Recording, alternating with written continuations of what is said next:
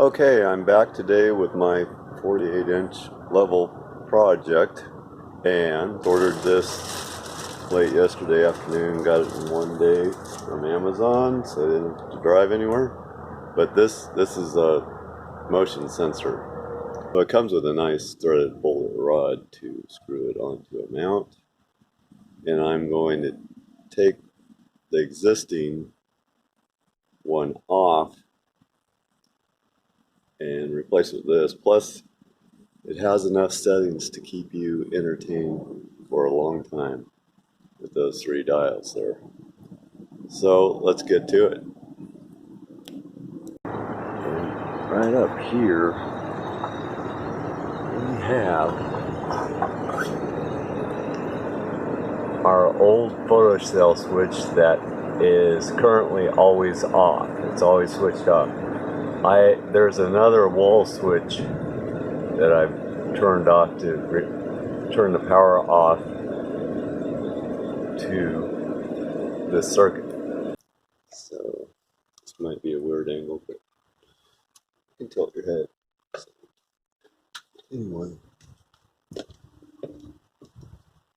I've got the power turned off to this. So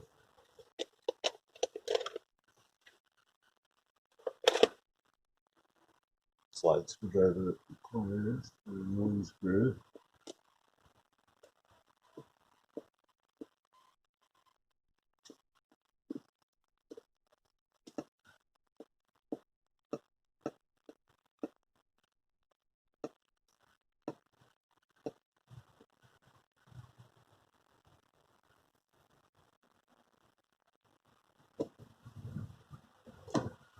Because I need to keep my left hand out of the way.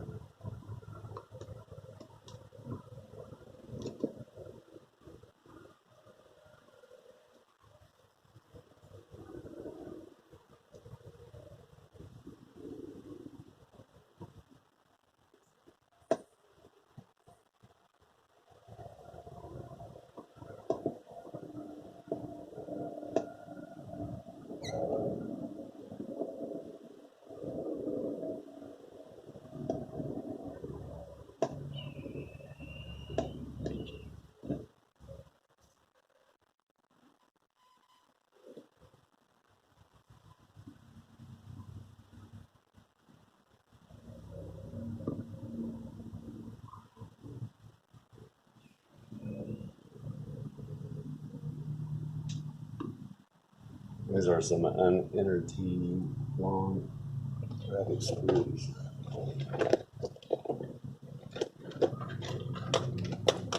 Switch tools here because I can turn this one faster. This is actually set up to either slot pointy.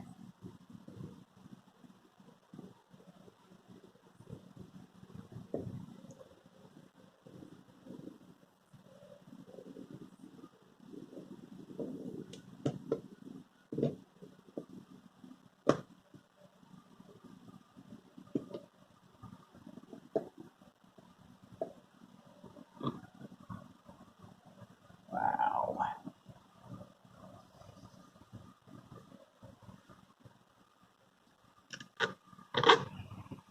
That's just me putting the screwdriver line there. Or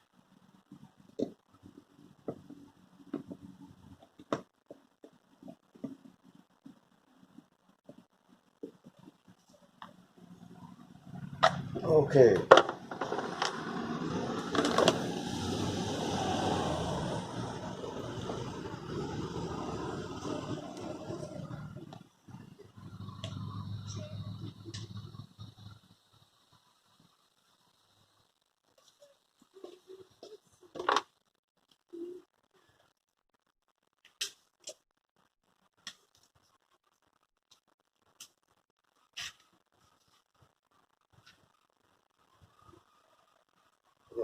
Get these three nuts off of the hot, common, and ground.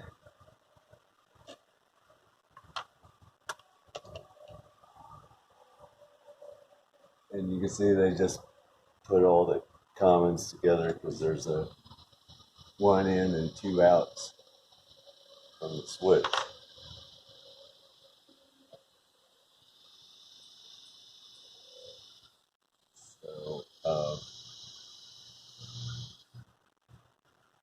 Okay, this one's the red.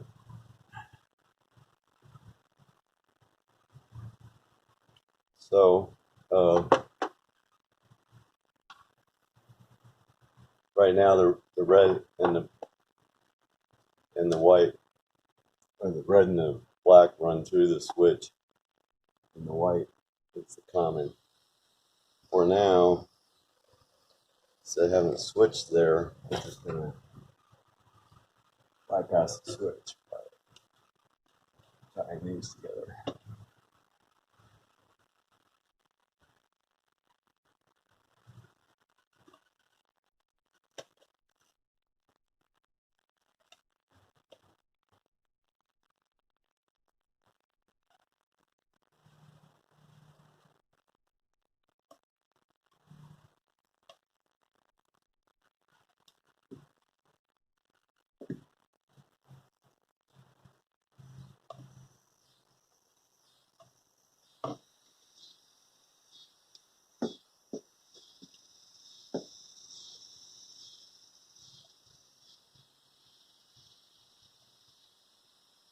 Trusty meter set to 250 AC.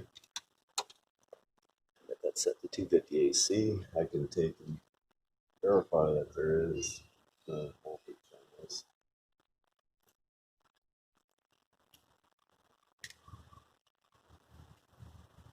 No voltage.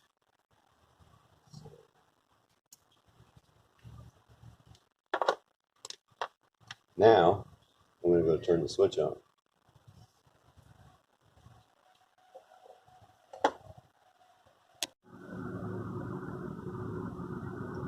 Okay, I'm back, and we're here looking at these lights. There's one of the lights up there.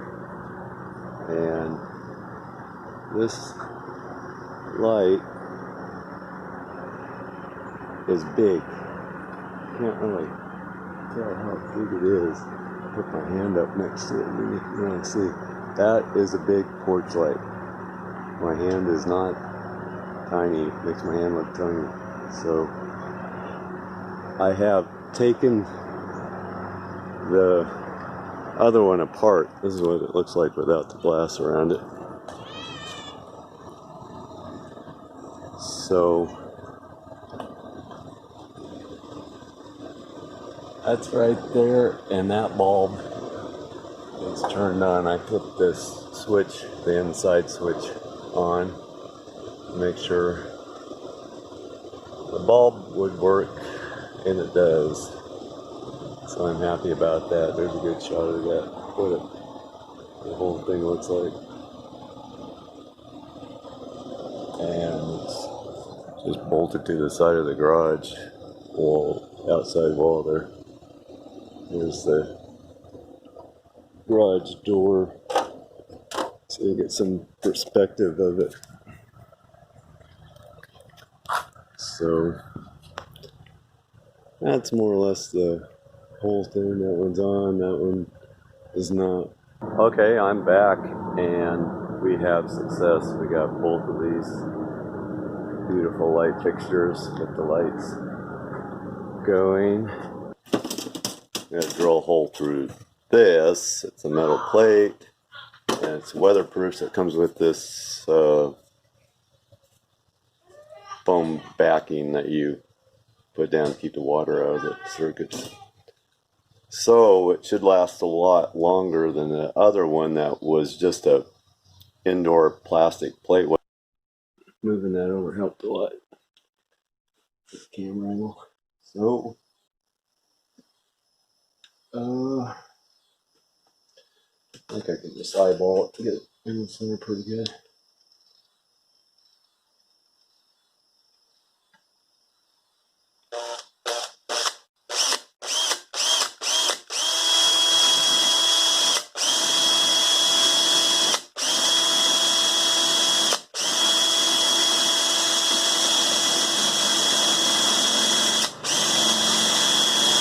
I got really good drill bits here. These drill bits generally appreciate them until I'm using the more modern ones. These are definitely best.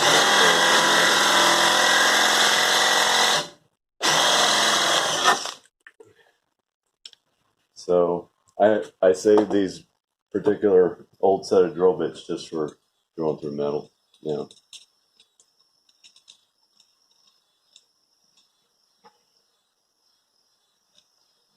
All right, let's check and see if this fits.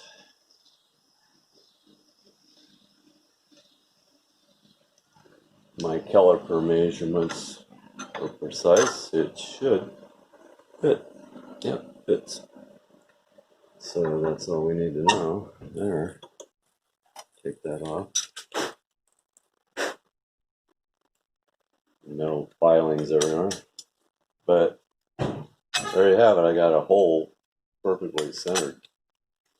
And I didn't measure it because usually if I try too hard to center it, the drill slips around, didn't go in the center anyway. So I just eyeballed it and it came out great. I'm just going to put the nut on now. 14 millimeter, yep. It's a 14 millimeter. Well, the thread rod in there, hollow pipe there, and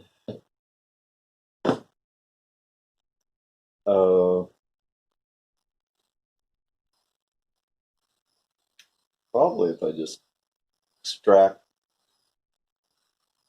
this was already pre-cut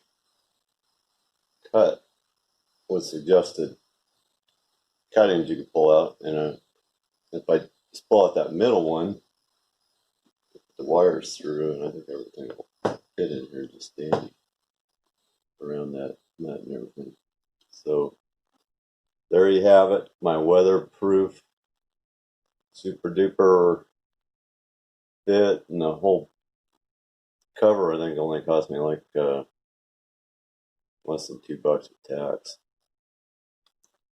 Pretty good deal, really. Get this thing going, and I like the color of it. And this is like, man, when I saw this, I couldn't believe it. It's like good color, it matches this. It's like it was made for it.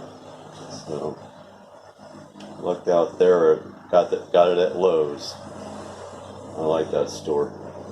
All right, so this is going to go into that box that I showed before, and this should be kind of like a panoramic. If you put it straight down, it should kind of be panoramic, and you could fold it up. So I'm going to put it where I have the option of folding it up, like, you know, like that. Not too high. So got the option of folding this up or putting it down like that. So we'll see. We'll just see how it goes. It's going to be fun in the sun. So, and I just noticed that ain't going to work. I got to strip those out more. Black bolts. So there we go. I got my wires stripped back to where they'd be easy to wire nut on to the heavier gauge 110 volt standard electrical wire. And this thing actually has no ground. What it's got is, because it's a switch, it's got an input wire and output wire, and I don't think it really matters which way it flows. I'll find out. And then it's got, well, actually, the blue's the common. One's for the input, one's for that output. So when the switch is on inside there, it connects these two wires. When it's off, it disconnects these two wires internally. So that's how it works. Hey, this is Dan, signing off for now, but I'll be back tomorrow.